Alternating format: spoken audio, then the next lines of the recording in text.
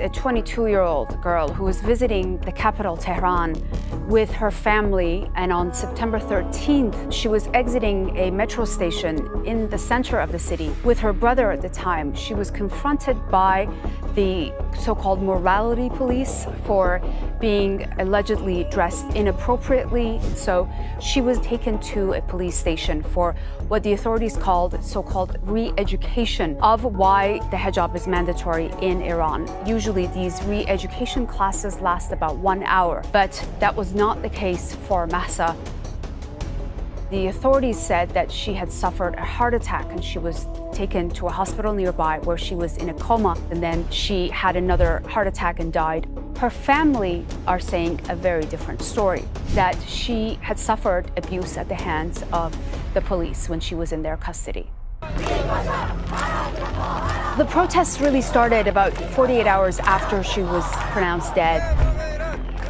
I think one of the reasons that we've seen such a reaction outside is because this issue of mandatory hijab has always been a hot topic.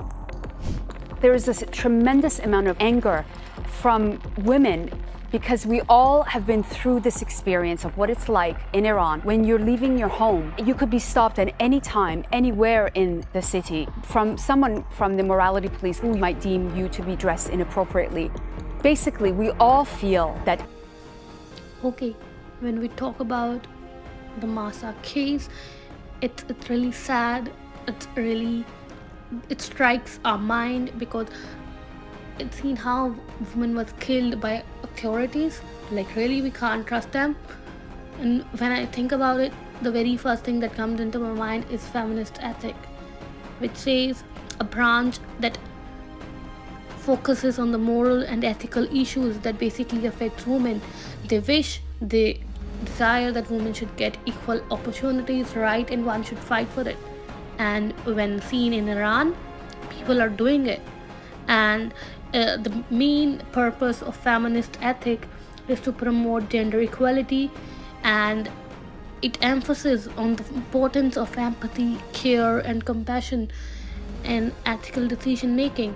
So one can see how basically women, especially women, are been fighting for the Mahsa because she's declared that she wasn't abused, but people know, the women know, if they're not gonna fight for it today, they would be the next Mahsa.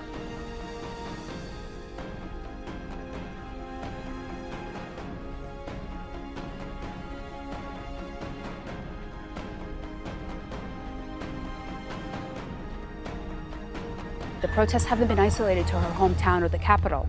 We've seen over a dozen cities where people have come out to protest. And although the numbers are fairly small, but even those small numbers are significant because we know that they risk being arrested and detained for just